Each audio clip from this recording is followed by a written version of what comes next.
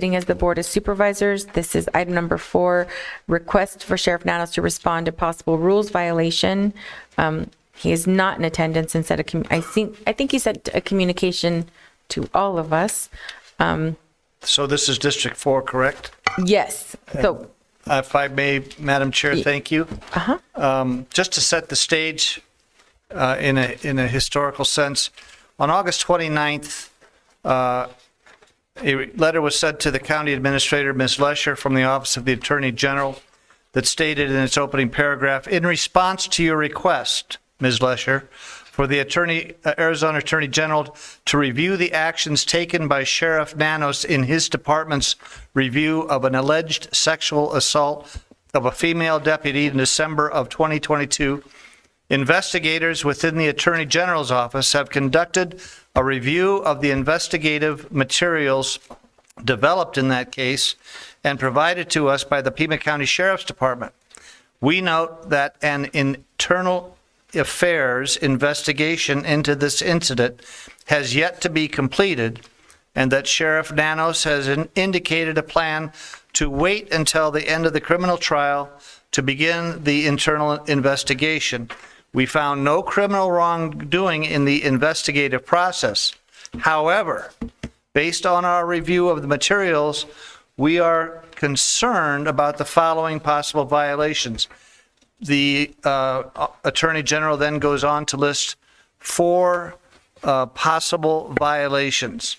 And they're outlined quite extensively. At this point, this prompted our office to place on the September 17th Board of Supervisors meeting agenda an opportunity for the sheriff to address these 4 possible violations as outlined by the Attorney General in her letter. The sheriff did not attend the September 17th Board of Supervisors meeting. The Board of Supervisors then voted 3-2 to respectfully request that the sheriff appear before the Board of Supervisors or provide a written response to the Attorney General's concerns.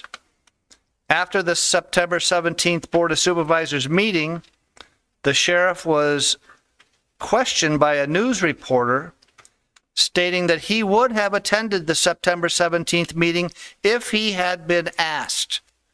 And I quote,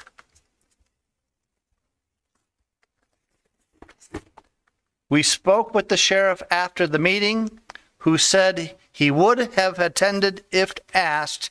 As for the request, he said, I'll be there." So today, after the passing of a month, with no written response from the sheriff, we have made the request, and upon the receipt of our invitation, Mr. Nanos responded accordingly. Unlike certain members of the board, I will not re-victimize this young lady and allow politics to further their agenda. Mr. Christie's timing is rather suspicious. I will answer any and all questions after November 6th in executive session. So my question today to my colleagues is, how do we wish to proceed? Chair. just a quick question. Sure. Legally, Mr. Brown, what can we do? I mean, our sheriff is duly elected, is indicating that he feels that the motives for this request I'm guessing because of the timing, doesn't want to come to speak about those issues here at a board meeting. And I don't feel like there's really anything that we can do as a board. I just want to make sure that we sort of talk about that before we have a discussion.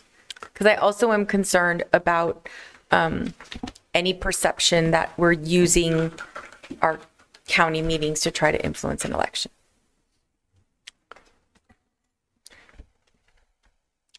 Chair, I guess to Chair Grijalva, to answer the question, we start with the question is broad, what do we do?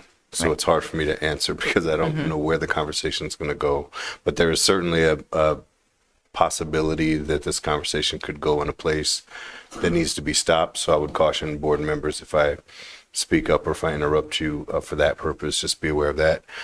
Secondly, as you all know, our office represents, the sheriff's office and represents the board.